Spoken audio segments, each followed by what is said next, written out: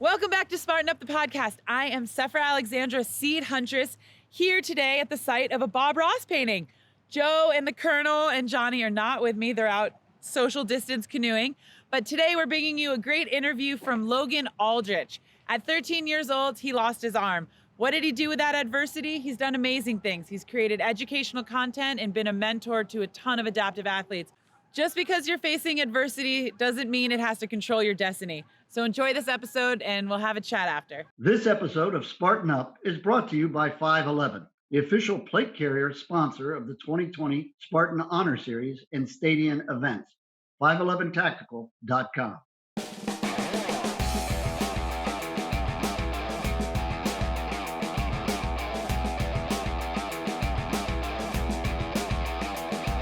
Spartans, we are here for Spartan Up Podcast, and we have Logan Aldridge. Did I pronounce your name right? Sure did. Thanks, Joe. And the only thing that I know that's special about you as of right at this moment is, 20 certificates behind you on the wall. What are those certificates? Are you smart or something? What is that? Oh, no, it's a very deceiving wall. This is just so I look good when I'm doing virtual meetings. So you all think I'm well educated. No, I do. I mean, I've got a college degree. I went to college, 4-year degree in business, studied additive manufacturing and 3D printing. I've had some cool opportunities since my dive into adaptive fitness. I've been featured on some magazine covers, so I'm pretty fortunate and grateful to have the magazine kind of framed it and put it together for me. So just some fun stuff to remind me that there's things pay off when you work hard. So. I don't see any Spartan medals back there. There's not any back there. You'd be surprised. Those are all in a box. So what happened? You lost your arm when you were 13 years old? Yeah, and that's it. You know, I'm a dude just like every other dude in the world. Like, I'm nothing special, man. I'm a kid who lost his arm at 13 in a wakeboarding accident. I was growing up to become a professional wakeboarder. My parents were competitive skiers. And that was going to be my profession, my path. And unfortunately, an average training day, one little split second, I made a wrong decision. We were in the wrong situation. Blink of an eye, the rope's wrapped around my arm. The rope gets caught in the propeller of the boat. Next thing you know, the rope is causing a super tight tourniquet to happen above my elbow. And long story short, rushed to the hospital, weeks in the hospital, trying to save the arm, doing all those sorts of things. I was left-handed as well, so doctors were really adamant to save my arm since it was the dominant arm. A couple weeks into the hospital, they were realizing that this rehabilitation process might take a really long time. My parents said, you know what? We know our son. He's really active. He cannot sit still for long. Let's go ahead and make this hard decision and just amputate. Let's just go ahead and amputate it. Let him accept the reality of the situation. No more of this false hope stuff. No more of this, well, you know, in a month we might be able to gain flexion in the elbow. Wouldn't that be cool? No, it was and I'm so grateful for that. It was my parents' decision. I was 13 years old. But they said, you know what? Let's remove it. Let's let him realize what the rest of his life's going to be like and move on. And that's what we did. And that's the attitude I've had amongst the whole thing. What? Let's just go. I mean, you're very nonchalant about it, but I don't think everybody listening or watching could be that nonchalant, or at least they don't think they can be. It was detrimental. It was huge. It was the last thing I thought my life would look like. You know, I grew up in a very fortunate environment, went to a great private school, surrounded by so many supportive people in my community. Parents are super successful. My dad owns his own refrigeration company. Mom was in the mortgage industry and killing it. Things were great. You know, I'm very, very fortunate and didn't have many hardships in my life. So when this happened, when this unfortunate random accident happened, and I was about to lose my arm at the young age of 13, hell yeah, it was devastating. I couldn't believe, like, literally when it was happening, I thought it was a nightmare. I thought it was a dream. Just telling my parents, like, we got off the boat onto our dock at our lake house. And I said, Dad, just bring me up to my room and I'll see myself and I'll wake up from this ridiculous nightmare and we can go train. Unfortunately, he brought me to my bed and I saw I wasn't there. And that's when I was like, oh, this is real. And I started to think about the reality of the situation. And in the ambulance, I say that to say, in the ambulance, my mom was with me. We're riding to the local hospital. And in my head, I'm thinking, oh my God, what just happened? My arm is laying across my body and I can't feel it. That's weird. And what just happened? Like, I was just wakeboarding. We were about to eat dinner and now I'm in the ambulance. And I remember asking my mom, I said, Mom, because all this blood came out of my arm, covered the whole boat in 5 seconds. I looked at my mom while we're in the ambulance. I said, Mom, what if I lose my arm? And without skipping a beat, and it's probably a motherly instinct, just a way for her to cope and deal with it, she just looks at me and says, Logan, it's just an arm. She didn't really say much after that. Those were her only words. But in that moment, I didn't realize the profoundness, the impact that is going to have on me later. But in the moment, it worked. In the moment, I said, well, damn, yeah, you're right. Yeah, it is just an arm. I do have another one. This isn't the one that I would default to, but I do have another one. How convenient that our bodies have 2 of things. If I get rid of one, I can figure out how to use the other one. And that was literally immediately where my brain went. And we didn't know what the future was going to look like, but all that it's a little bit of vocabulary change. It's a little bit of semantics that makes you, in my opinion, psychologically recognize abundance, be grateful and gratitude for things. The words, it's just an arm, is something that resonated deeply with me. Not just in the moment to accept this reality, but in the future, over the past, what's it been now, 15 years with one arm? All of the challenges, the hardships, the moments when I'm like, I don't know if I can do this anymore, or this is just really driving me crazy. We're all human. We have those emotions. In those moments, it was easy for me to refer to that phrase, you know what, Logan? It's just an arm. Everyone has in their own mind a way to trigger that response. And it's just, and a 5-second rule, counting down backwards, whatever it is for you. Saying to yourself, am I the type of person that, ... whatever it is to you. We all have some sort of thing that has the ability, if we hone in and focus on it, to cause action, to have a trigger in our head and cause some action. So long-winded answer to say, I do say it. Yeah, I lost my arm when I was 13. No big deal. I'm just me moving on and trying to be the dude that I was before. But I'm so fortunate about the community, the environment, the support group I had during an unfortunate, unexpected, tragic accident. And I don't think a lot of people have that group, that ability to feel uplifted and supported.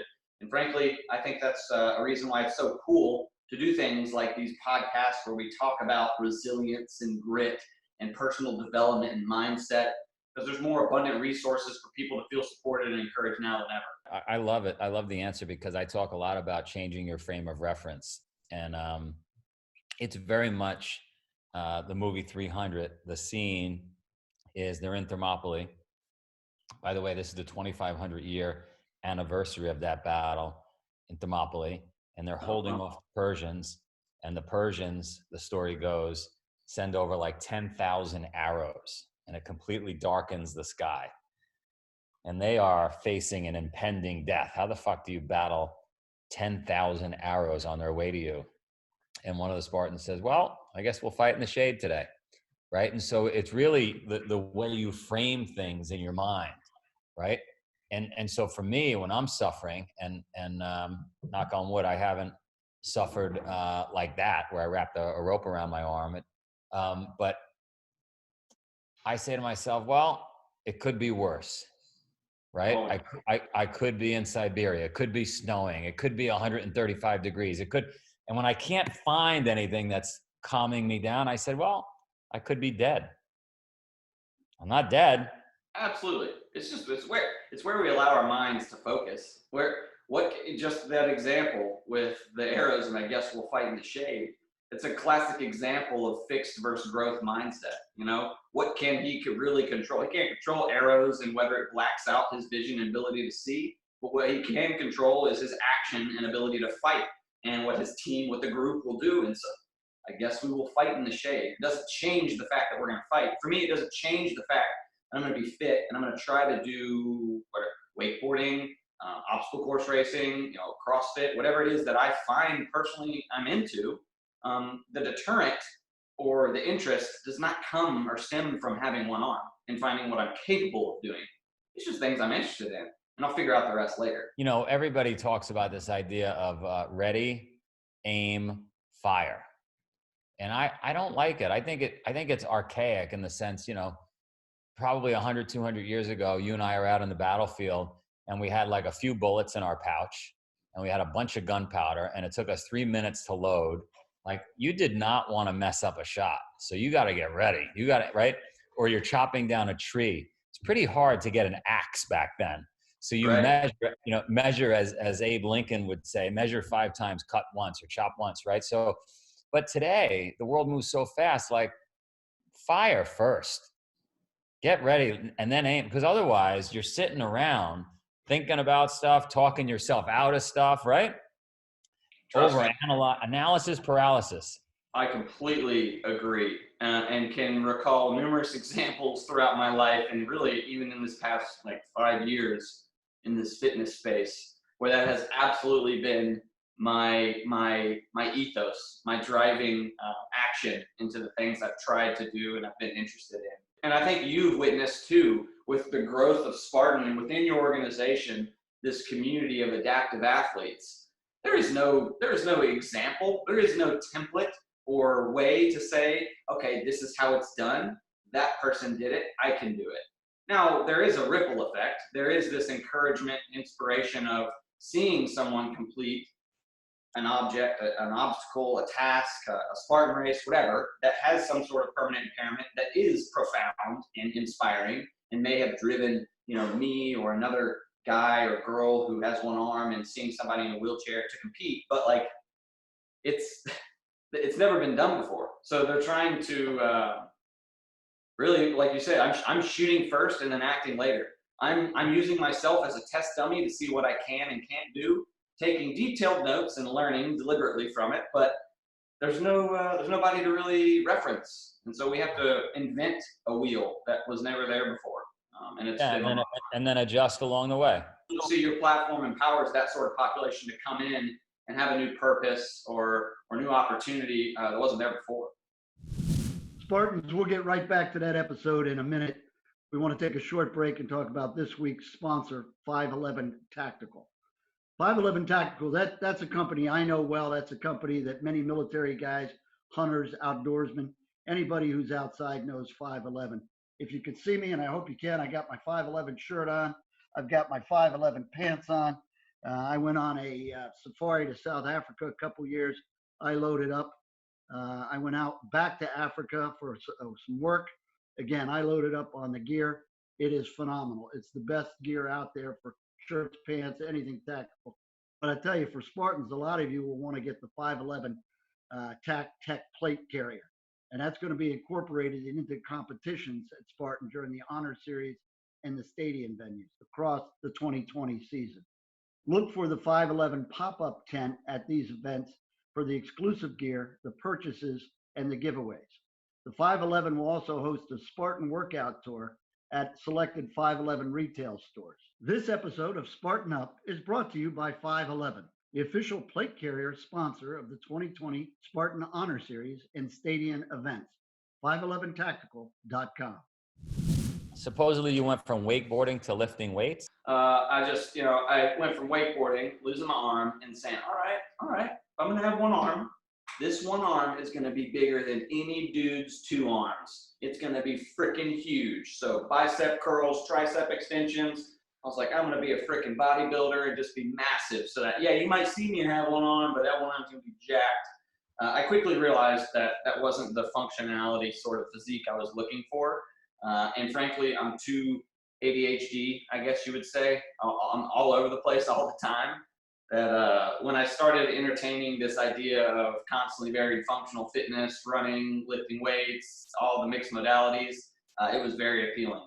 And in college, I was just hanging out with my bros, lifting weights on the weekends. After college, I graduated and had a great job in corporate America and IT, and quickly realized how that can become your future. How all of a sudden what you thought was the next step in your life, 10, 15 years later, you're sitting at the same desk. I saw that whole thing flash from my eyes. And I made the decision, the cliche of, follow your passion, do what you're passionate and I left corporate America and I started a additive manufacturing consulting company. So 3D printing, it's all stuff I studied in college, and I understood its application in orthotics and prosthetics. So I implemented that into a lot of practices here in North Carolina. And then throughout that process, I was seeing all of the people I wanted to impact, but I was seeing them at the end of the road in terms of they've already had a medical complication or issue, amputation has occurred. Now I'm seeing them as they come in to get fitted for a tool to assist them with quality of life for the rest of their life. That's when the light bulb moment went off in my head.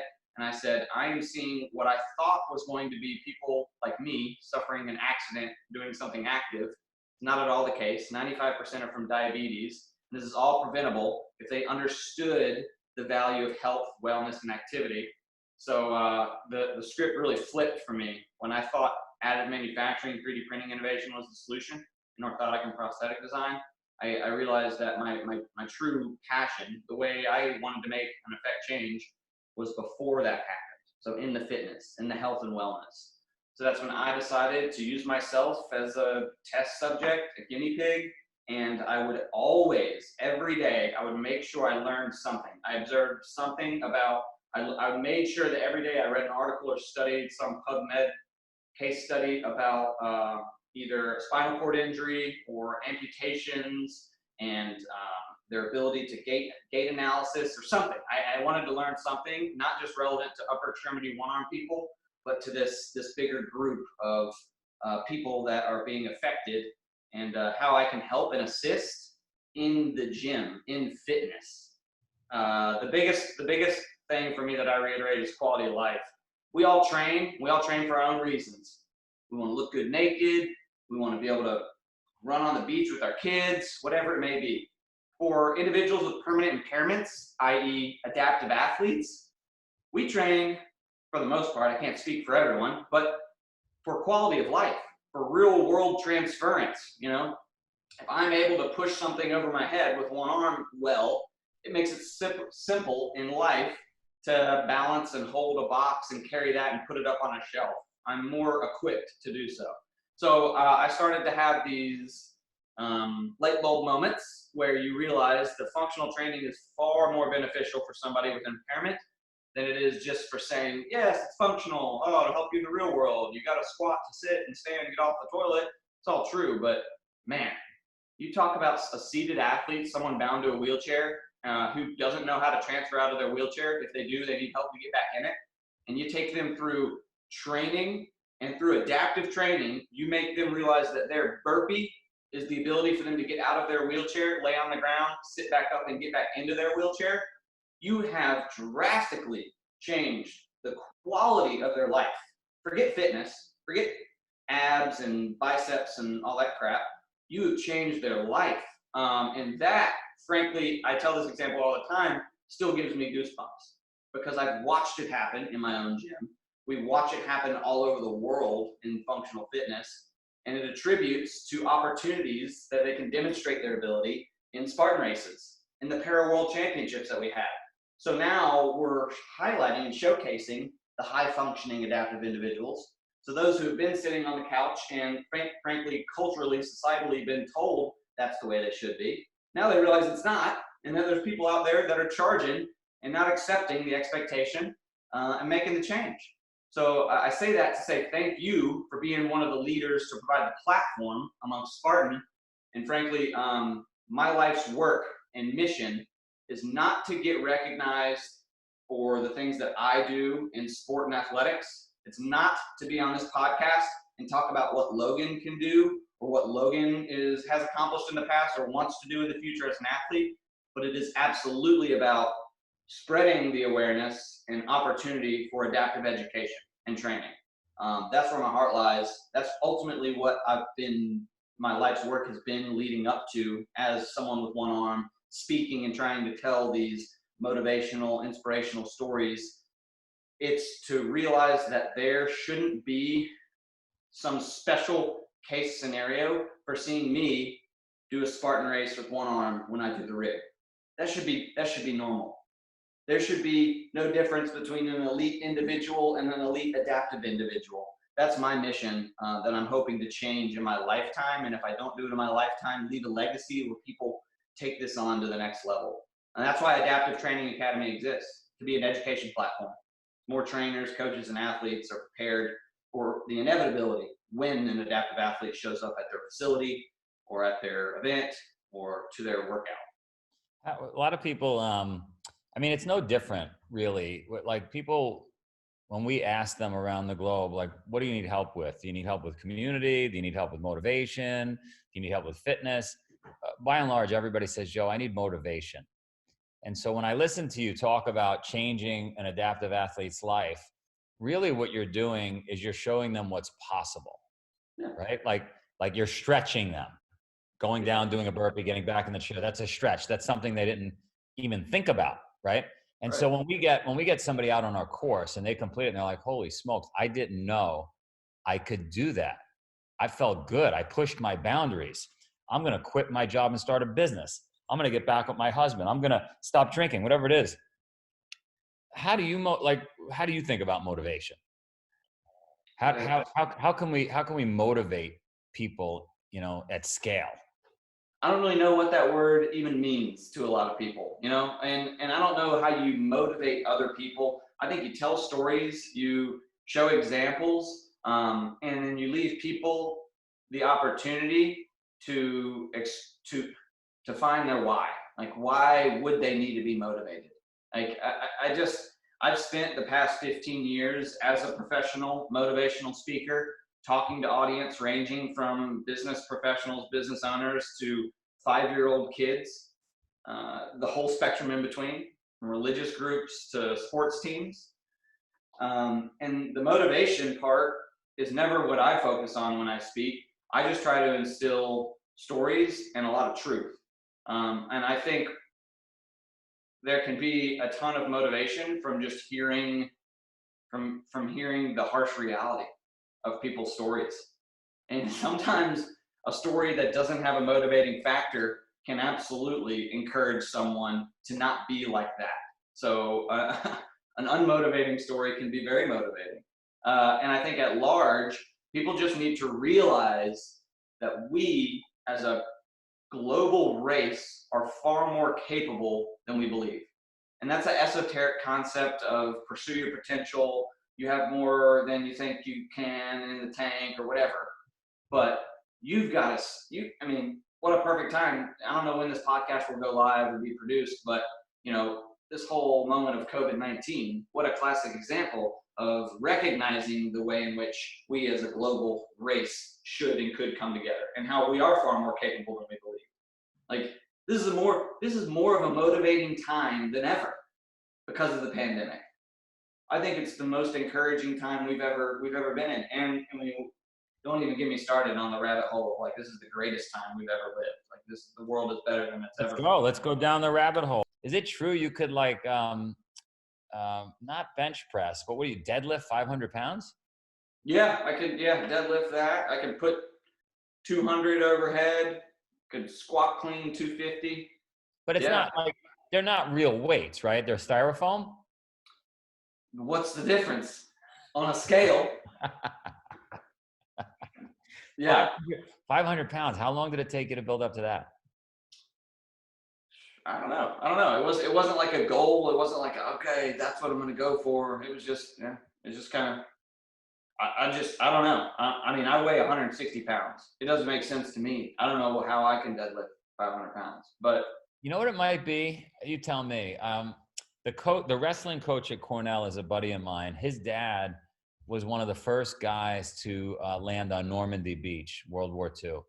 Everybody on his boat died, didn't make it to the beach. He made it to the beach. And he's got a pretty gruesome story making it up that hill. There were lots of encounters, lots of deaths. It was not him that died. He then, World War II ends, he becomes a wrestler. And he never lost. He never got pinned. Yeah. And it was really a mindset. It wasn't physical prowess or physical literacy. It was like he would just go to that place in his mind on that beach, and he was unstoppable. Right. And so maybe that's what it is, right? Because physics would say you're not supposed to be able to lift 200 pounds over your head with one arm. Right. right? But you got a mindset that's probably a lot stronger than people with 2 arms. Maybe so. You know, I don't know what you would call it. Maybe it's stubbornness. Maybe it's just a refusal to accept the expectation of others, but or just trying to prove people wrong. Maybe I'm a younger brother of an older brother who, you know, was very much the tough kid on me growing up. Like gave me tough skin, which I'm very grateful for. But yeah, maybe I'm just trying to push a little bit harder than everyone else. I've got something to prove. Maybe. I don't know. But we go back to that motivating idea, that motivation, and I think that's what we're supposed to do. If we have that unstoppable ambition, which you had from 12 years old, 13, right? Your parents saw it. We're supposed to be the ones that are shining lights, I guess, and trying to inspire everybody else around us, right? Get everybody else moving. Right. Yeah, exactly. What are you up to right now? Oh my gosh. I was just about to ask you the same thing because I'm curious, because I've been so recluse over the past few weeks. I am fully dedicated since COVID happened to bringing the adaptive training education, something you and I talked about months ago, online, into an online course. I still can't believe that, you know, that's a story I want to mention on this podcast. You are such a people person, man. You freaking, I don't know how or why, but I had your cell phone number. Don't know how I got it. Like, we're not that close, but I had it. And I just called you one day. Like, I didn't set up a text or talk to, you know, probably your assistant or something. It was like 5 p.m. and I just called you and you're like, hello? And I said, hey, you have no idea who this is, but I'm Logan. I do some races. I'm one-arm dude. And you're like, oh yeah, I've heard of you doing some races. What's up? And you just, and I was like, do you have time? And you're like, yeah, what's up? And I told you, you let me talk for like 5 minutes, and I'm a talker if you can't tell. I will talk for an hour. I can't tell. And you let me talk for like 5 minutes, telling you all about Adaptive Training Academy and the education and stuff. And you're like, yeah, let me get you put in touch with our guy. And you immediately texted me his number. I talked to Sam. Like, it was the coolest thing. And where is Sam? Let's go find Sam right now. Here's Sam. Sam's there at the farm. Do you remember Logan? Yeah. Hey, what's going on? Damn. What's up, man? It's been quite a while. It's probably been almost a year since we chatted. Got it. Do we have the program sorted out with him yet? Oh, we're working on it. It's on pause. No, it went on pause. This is all relevant, Joe. This is why I wanted to bring this up now. That's what I've been doing. Myself and my partner, Adaptive Training Academy, we're bringing all of our education online right now.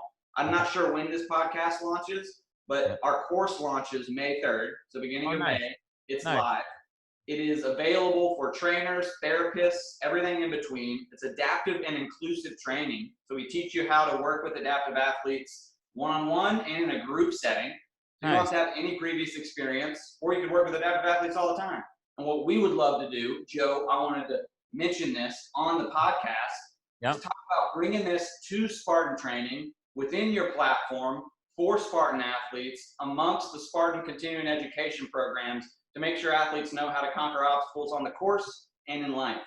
I love it. Very excited about that. And I've been busting my ass to bring education, demonstration, examples, or the full spectrum from all forms of impairments, upper extremity, lower extremity, seated, intellectual disabilities, sensory. It's been really cool because I'll be the first to admit I don't know all that stuff. But we are able, in this world of virtual meetings, to connect with subject matter experts all over the world. And that's what we've been doing. I've been hosting these sort of meetings with individuals who work with everybody in sorts of different impairment groups, and they're contributing to this course. So it's the one-stop shop for all the education you need. I love it. Well, where can people find you? You can check us out, adaptivetrainingacademy.com. It's all about myself and my other seminar staff member. All of our education is on there. Ways to learn, this information is on there. I'm Logan Aldridge, so you can check me out on Instagram, Aldridge Logan, last name, first name, and I'll keep you up to date with what I'm doing. As soon as this quarantine's released, I'm coming and doing a DecaFit race, so stay tuned for that. I love it. Adaptive division coming there soon. I want to be the guy that helps make that happen. You're absolutely awesome. Hey, let's get together soon as this thing's over. I'd love to see you. And let's pop off the podcast. I want to introduce you to my kids. Maybe you can give them some motivation. That was a great interview. And I really loved when Joe mentioned the story about the arrows flying through the air And then the Spartans say, well, looks like we're fighting in the shade. You know, when you think of adaptability, it may shock you, but I go to my ecological analogies, right? I mean, the blue cohosh says, hey, we love this shade. The ginseng, that's some of the best medicine in the forest. Shade, or what some people think of as a lack, sometimes for other people is a larder, right? So there's always that opposite sides of the spectrum. And then if you think about our spring ephemerals, our trilliums, our trout lilies, our alliums, our ramps, right? Don't harvest those, they're going endangered. But if you think about it, they say, hey, this is our time to shine. This is the time when the sunshine comes down all the way to the forest floor, where at other parts of the year, once the leaves leaf out, then they're in the shade, they're in the canopy. So that's just a way to say, where's your niche? Where do you shine, right? How do you adapt and how do you overcome whatever the perceived challenge is? This guy has now helped so many lives and completely shift a paradigm around how adaptive athletes are training. And as they said, you know, working with Spartan and going in that direction, you can take, like we've seen so many times on this podcast, you take your challenges and it actually becomes your gift, and it becomes your greatest gift to the community. So right now, figure out what your gift is and contribute.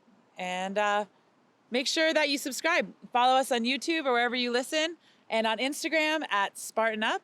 And we'll see you next week. Blessings. This episode of Spartan Up is brought to you by 511, the official plate carrier sponsor of the 2020 Spartan Honor Series and Stadium events. 511tactical.com.